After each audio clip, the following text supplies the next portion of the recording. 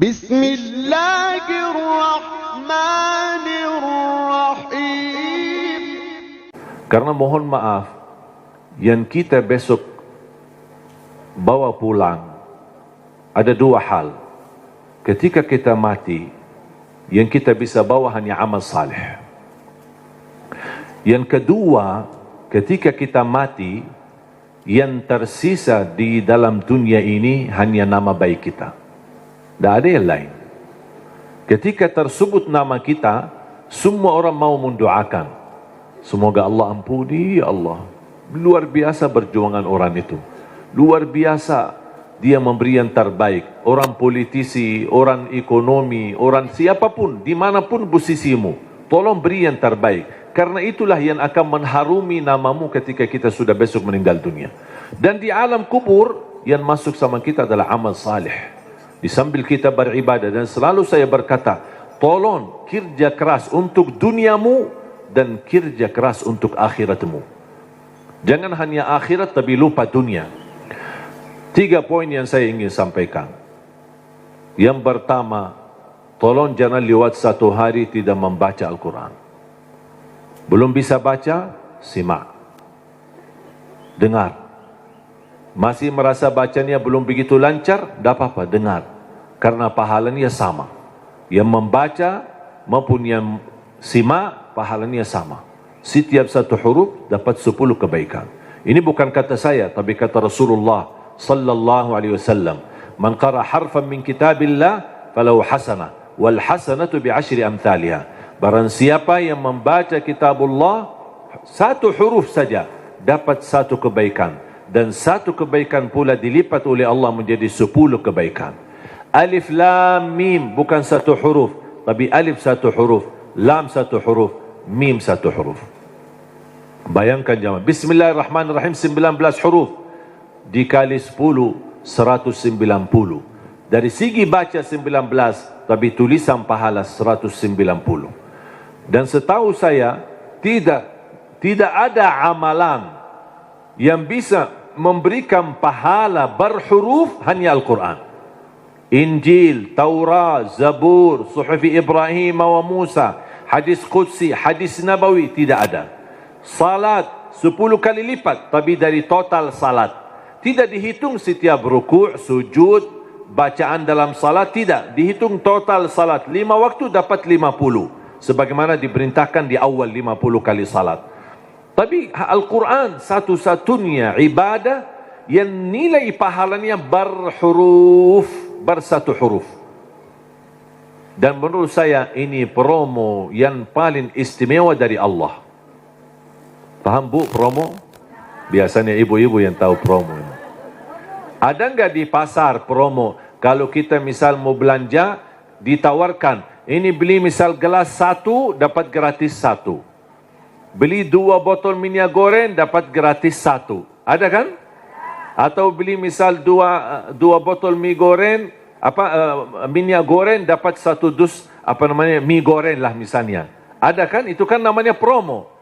Pernah enggak Bapak Ibu bertemu dengan promo, beli 1 botol minyak goreng dapat 10 gratis? Ada enggak promo begitu? Pasti merugi kan? Allah Subhanahu wa taala tahu manusia suka promo, makanya Allah tawarkan promonya. 1 huruf dapat 10 kebaikan. Tapi sayang sekali yang berlaku promo manusia, tapi promo Allah belum laku. Karena banyak kita manfaatkan promo manusia, tapi tidak memanfaatkan promo dari Allah Subhanahu wa taala. Bahkan berita gembira, ada orang berkata, saya sebenarnya ingin baca, tapi bata-bata bacaan saya.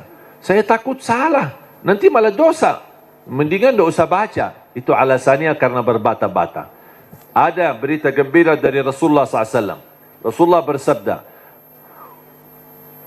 Walladhi yaqra'ul Qur'ana wa yatata'ta'u fihi wa huwa 'alaihi syaq lahu ajran. Barang siapa yang membaca Al-Quran kemudian dia berbata-bata. Terima kasih ya Rasulullah. 1400 tahun yang lalu nampaknya Rasulullah umatnya bakal banyak berbata-bata. Makanya sudah diberi solusi dari kemarin. 1400 tahun yang lalu.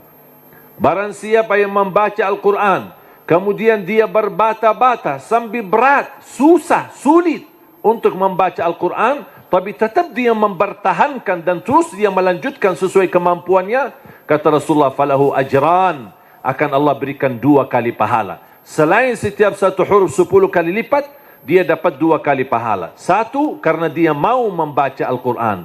Yang kedua, kesulitan yang dia hadapi, berbata-bata sambil berat, Allah hargai perjuangan itu, Allah berikan pahala. Berarti Bapak Ibu yang bersama Al-Quran, tidak ada yang merugi.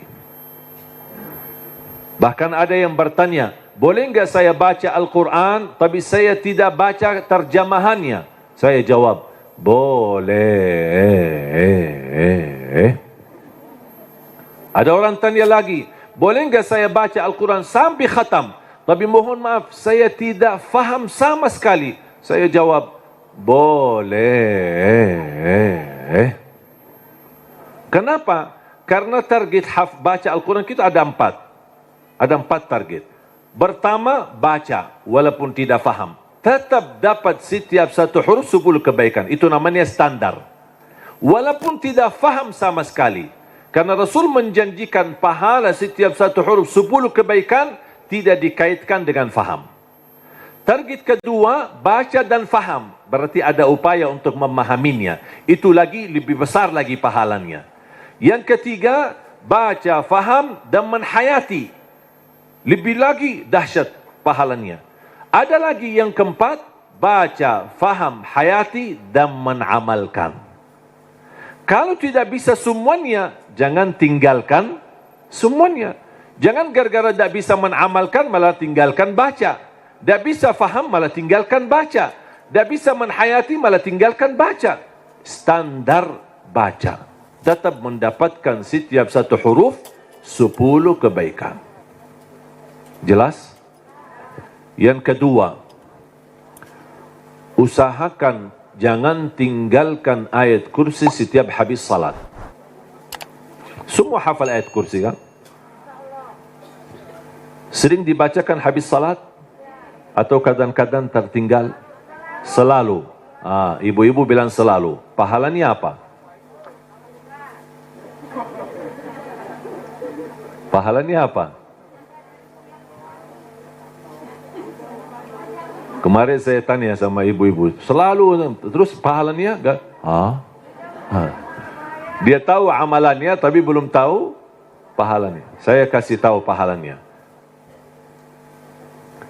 Qala Rasulullah sallallahu alaihi wasallam di hadis yang sahih, man qara'a ayatal kursi dubura kulli salatin laisa bainahu wa bainal jannati illa an yamut. Barang siapa yang membaca ayat kursi setiap habis salat, dijamin masuk surga, tidak ada sesuatu yang mampu menghalanginya. Allahu Akbar.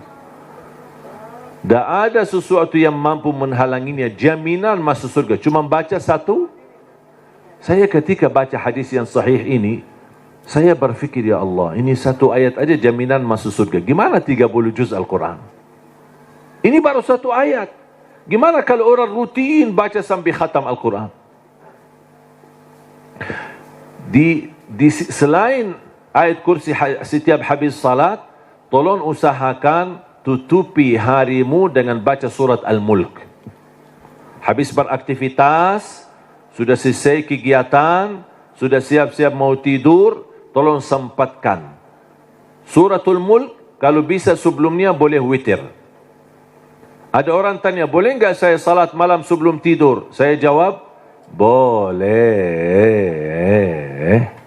Karena salat malam tidak harus tidur dulu. Banyak orang yang salah faham masalah itu. Ini kembali kemampuan. Coba kalau kita memaksakan setiap orang mau tahajud atau mau salat malam harus tidur dulu. Ada orang mungkin misal contoh, ketua Dewan, aktivitas, rapat, meeting, pulang sudah malam. Kalau dia tidur malam mungkin bisa jam 12, mungkin bisa jam 1, belum tentu bisa tahajud. Ketiduran, baru dapat 3 jam, maksimal 4 jam, sudah subuh. Jadi, fisik manusia kan punya kemampuan, punya batas. Makanya selalu saya berkata, kalau ada bapa ibu yang biasa tahajud, tidur baru tahajud, tak apa-apa teruskan. Tapi kalau masih belum terbiasa, tolong amankan walaupun 2 rakaat. Amankan walaupun 2 rakaat. Niat salat malam, niat salat hajat, lihat sunnah taubat. Silahkan, apapun niatnya boleh. Habis salat 2 rakaat, tambah 1 rakaat witir boleh, atau 3 rakaat. Sekali salam witir, atau bisa 2 rakaat salam baru 1 rakaat. Terserah, mau 3 sekaligus, 1 kali tahiyat, atau bisa dipisahkan 2 baru 1. Baru habis itu tidur. Kenapa? Seandainya belum sempat bangun dan ketiduran sampai subuh, sudah tertulis namamu ahli tahajud. Sudah tunaikan salat, apalagi witir. Minimal, saya selalu tekankan, minimal jaga witir. Dan mohon maaf, ini bukan wasiat saya, tapi Rasulullah. Tidak ada yang dari saya. Dari saku saya tidak ada. Semua dari Rasulullah SAW. Apa kata Rasulullah kepada Abu Hurairah? Abu Hurairah berkata, Rasulullah menwasiat awsani khalili wa an utira qabla an anam. Rasulullah menwasiatkan aku jaga witir sebelum tidur, kata Rasulullah kepada Abu Hurairah. Bahkan Umar bin Khattab ketika ditanya, kenapa suka witir sebelum tidur? Kata beliau, saya takut tidur dan meninggal dunia dalam keadaan tidur belum witir. Makanya amankan witirmu. Inna Allah witir, yuhibbul witir, fa'autiru. Allah maha witir, Allah cinta witir, jagalah witir. Dan salah satu sunnah yang Rasul tidak pernah tinggalkan adalah sunnah witir. Tidak pernah tinggalkan, sehat, sakit, musafir, dimanapun berada, selalu jaga witir. Dan sunnah yang kedua, sunnah subuh. Sesudah azan, sebelum salat wajib, ada sunnahnya. Bahkan di menurut mazhab Abi Hanifah, sunnah subuh itu dianggap wajib. Selain Abu Hanifah dianggap sunnah. Memang dia sunnah, tetapi hampir sunnah, tapi martabatnya seperti martabat wajib. Karena sunnah subuh, pahalanya lebih besar daripada dunia dan seisinya. Saya berkata, subhanallah, ini baru pahala sunnahnya. Kira-kira gimana yang wajibnya salat subuh? Habis sudah laksanakan witir, mau tidur, tolong bacakan suratul mulk. Belum lancar bacaanmu, setelkan. Dari HP boleh, atau CD murattal, suratul mulk, atau dari YouTube. Sudah alhamdulillah puluhan bahkan ratusan ribu murattal. Tinggal milih apa yang kita suka. Sambil kita di tempat tidur, berbaring, kita bisa dengar suratul mulk. Kenapa disuruh baca suratul mulk? Apalagi di ujung aktivitas kita, seandainya malam itu meninggal dunia, sudah dapat jaminan selamat dari siksa kubur. Suratul Mulk, jaminan selamat dari siksa kubur. Yang terakhir, sedekah. Yang pertama, jangan lewat 1 hari tidak baca Quran. Yang kedua, ayat kursi setiap habis salat. Termasuk jaga suratul mulk. Kalau bisa sebelumnya jaga witir. Terus sekarang yang ketiga, sedekah. Terutama sedekah subuh. Terutama sedekah subuh. Saya sudah sering membahas dahsyat sedekah subuh. Saya yakin Bapak Ibu, semua para hadirin, saya yakin orang yang suka bersedekah. Tapi ada yang satu sering tertinggal. Doa habis sedekah. Atau doa di saat sedekah. Tahu enggak Bapak Ibu, doa di saat sedekah termasuk doa makbul? Tapi kadang-kadang kotak amal lewat, kita isi tapi tidak doa. Sering kita lupa doa itu. Padahal bisa, ya Allah aku mohon dengan berkat sedekah ini, titipkan pahala sedekah ini untuk kedua orang tuaku. Ya Allah aku mohon dengan berkat sedekah ini, sembuhkan penyakitku kalau lagi sakit. Ya Allah, dengan berkat sedekah ini mudahkan urusanku. Apapun hajat kita, luar biasa dahsyat sedekah. Termasuk sedekah subuh. Dan saya sudah buat ada tausiah ceramah. Mungkin Bapak Ibu nanti habis acara berkenan bisa lihat di channel YouTube kami, namanya Dahsyat Sedekah Subuh. Saya sudah bahas satu tausiah khusus hanya membahas keutamaan dan manfaat daripada sedekah subuh. Dan sedekah setiap waktu dan setiap saat ada manfaatnya. Tapi lebih istimewa di waktu subuh, itu lebih dahsyat. Bisa Bapak Ibu, saya tidak akan bongkar apa isinya dan apa rahasianya. Bisa Bapak Ibu nanti lihat di YouTube. Sedekah menjaminkan husnul khatimah. Sedekah menjaminkan selamat dari kematian kecelakaan. Sedekah menjaminkan selamat dari kematian kebakaran. Sedekah menjaminkan selamat dari kematian mendadak. Sedekah menjaminkan selamat dari su'ul khatimah. Sedekah menjaminkan kesembuhan penyakit. Sedekah menjaminkan memadamkan kemurkaan Allah. Dan sedekah menjaminkan ampunan dosa. Sedekah menjaminkan terkabul doa. Makanya ketika bersedekah jangan lupa berdoa. Apalagi di saat sedekah subuh. Dan cukup ketika bersedekah sebut satu hajat. Jangan habis salat subuh mau isi sedekahnya koin tapi doanya sampai terbit matahari. Malu sama Allah, ku kelamaan, kata malaikat, apaan ku doanya panjang banget. Padahal sedekahnya baru koin aja. Tolong disesuaikan, satu kali sedekah, satu kali hajat. Dan selalu dalam kebaikanmu, sisakan dalam doamu, jangan lupa doa untuk orang tua. Saya sudah belajar, apapun yang saya amalkan, apapun amalannya, di ujung saya amalkan itu, saya selalu berdoa, ya Allah, aku mohon titipkan pahala amalan ini untuk kedua orang tua. Saya selesai tausiah, pas pulang, ya Allah, aku mohon titipkan pahala tausiah ini untuk kedua orang tua. Habis ngaji, ya Allah, aku mohon titipkan pahala ngaji saya untuk kedua orang tuaku. Habis salat, ya Allah, aku mohon titipkan pahala salatku untuk apapun amalannya. Apapun, saya sudah belajar menjadi salah satu upaya berbakti baik sama orang tuanya. Karena berbakti baik sama orang tuanya, walaupun mereka sudah meninggal atau di posisi yang jauh, tidak bisa bertemu setiap waktu dan setiap saat, melalui doa, insya Allah terhitung sebagai berbakti baik. Ada seorang bertanya, kalau orang tua saya sudah tidak ada atau sudah meninggal gimana? Apakah saya masih punya kesempatan berbakti baik? Saya menjawab, masih punya kesempatan. Ada dua amalan, sedekah dan doa, bisa menjadi bermanfaat untuk orang tua kita. Dan semoga kita bisa bersama-sama, kita selalu niatkan dan doa untuk orang tua. Mudah-mudahan kekurangan kita di masa mereka berada, mungkin kita sebagai anak, namanya anak muda, di masa dulu mungkin banyak membuat orang tua sakit hati, menyakiti perasaan mereka. Namanya anak-anak, tidak merasa dan tidak menyadari. Makanya ayo mari kita sama-sama memperbaiki. Semoga semua dosa-dosa kita di hadapan orang tua dan terhadap orang tua mudah-mudahan diampuni oleh Allah Subhanahu wa taala dan dijadikan kita orang yang berbakti yang mendapatkan pahalanya di sisi Allah Subhanahu wa taala. Amin ya rabbal alamin.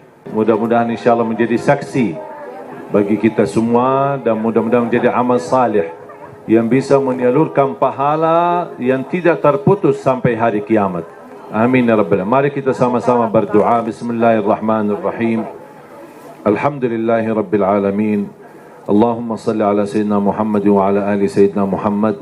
Allahumma ya Allah ya dzal jalal wal ikram. Berilah kepada kami petunjuk pada jalan yang lurus. Hidupkanlah kami dalam keadaan iman, wafatkanlah kami dalam keadaan Islam. Akhiri hayat kami dengan husnul khatimah. Jadikan kami semua serta keluarga kami ahlul Quran, pencinta Al-Quran, penghafal Al-Quran, yang mendapatkan syafaatnya Al-Quran. Ya Allah, lancarkan upaya dan ikhtiar Majlis Nurun Nisa ini bersama Yayasanmu di Luhur. Ya Allah, jadikan perjuangan mereka menjadi amal salih yang diterima di sisimu. Dan jadikan tempat ini menjadi tempat pusatnya cahaya yang menebarkan rahmatan lil alamin, yang membawa keberkahan, yang menjadi pusat pendidikan agama, yang bisa memfasilitasi akhlak yang mulia ya rabbal alamin. Allahumma ighfir lana wa liwalidina wa li jami'il muslimina wal muslimin mu'minat al-ahya'i minhum wal amwat. Allahumma ya Allah, atas izinmu kami bersama-sama bertemu di majlis ini, di dalam acara ini. Anugerahkan kepada kami kemuliaan, sama-sama bertemu kembali di dalam surgamu ya Allah bersama Nabi Muhammad sallallahu alaihi wasallam. Rabbana taqabbal minna innaka antas samiul alim wa tub alaina innaka antat tawwabur rahim. Rabbana atina fid dunya hasanah wa fil akhirati hasanah wa qina adzaban nar. Wa sallallahu ala sayyidina wa nabiyina Muhammad wa ala alihi wa sahbihi wa baraka wa sallam. Walhamdulillah.